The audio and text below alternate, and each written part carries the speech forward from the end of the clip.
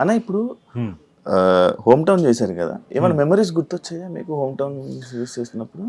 అంటే home town చేసిన తర్వాత ఏమొచ్చిందంటే నాకు, అంటే నేను పుట్టి పెరిగింది ఇక్కడే.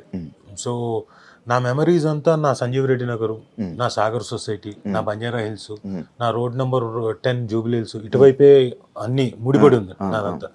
సరే మిగతాది చెన్నైలో నేను ఉన్న first LKG UKG first standard వరకు ఉన్నప్పుడు అంతగా గుర్తులేవు, కొద్దిగా లీలగా గుర్తున్నాయి మేము ఉన్న ఇల్లు అవన్నీ. అప్పుడప్పుడు చెన్నైకి ఏదైనా షూటింగ్కి వెళ్తే ఊరికే ఆ లైన్కి వెళ్ళి చూసి వస్తాం.